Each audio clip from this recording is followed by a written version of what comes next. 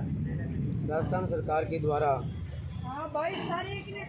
8 तारीख को हमसे वार्ता की गई थी और उसमें वार्ता में कुछ बिंदु तय किए गए थे और वार्ता के बाद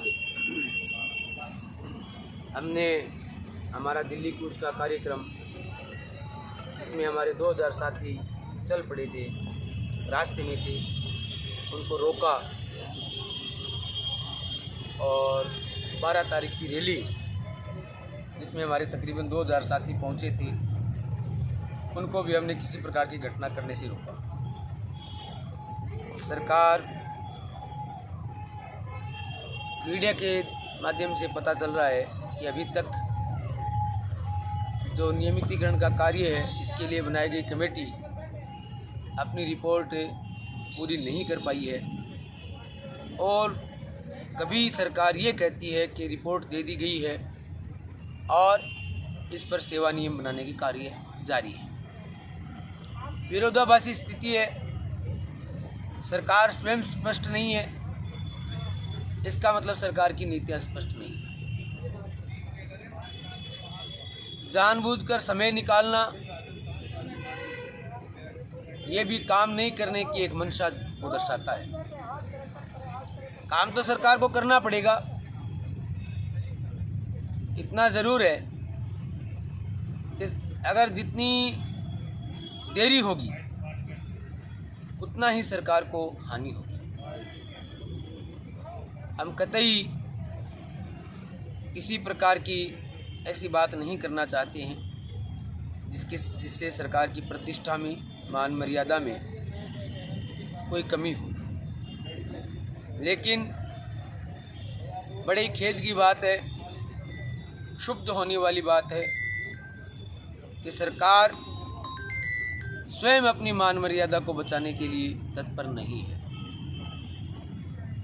जिस प्रकार से सरकार को कार्य करना चाहिए, सरकार के अधिकारियों को कार्य करना चाहिए, डिपार्टमेंट को कार्य करना चाहिए, और उस कार्य में किस प्रकार से कोई कमी है, खामी है, कितना ठीक है, अगर किया है तो वो हमसे साथ में चर्चा भी करनी चाहिए।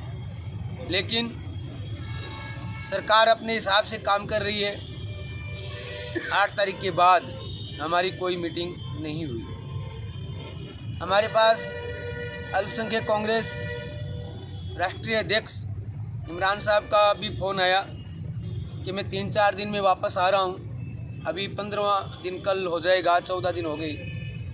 उनका भी सिर्फ हाँ हूँ में ही जवाब है। करण में, फतेहपुर में जगह जगह पर मंत्रियों के स्वागत हुए हैं।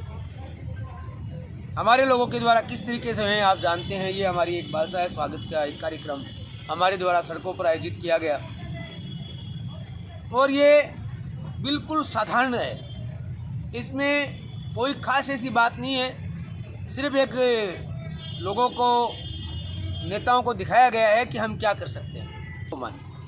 कल हमारी कोर कमेटी की और संघर्ष समिति की बैठक है। बैठक के बाद निर्णय लिए जाएंगे। कल तक का समय है। हम सरकार से अनुरोध ही कर सकते हैं कि हमें कठोर निर्णय लेने से रोके, इस प्रकार के कार्य करने जिससे राज्य की और राज्य सरकार की बदनामी हो, हमें उत्साहित न करें। मैं मीडिया के साथियों से भी निवेदन करता हूं कि आप जिस प्रकार से, खासकर यूट्यूब के साथी हमारी बातों को आम जन तक पहुंचा रहे हैं, आपका दिल की गहराइयों से धन्यवाद। बहुत बहुत शुक्रिया। इन 14,000 लोगों की दुआएं आपको लगी। धन्यवाद।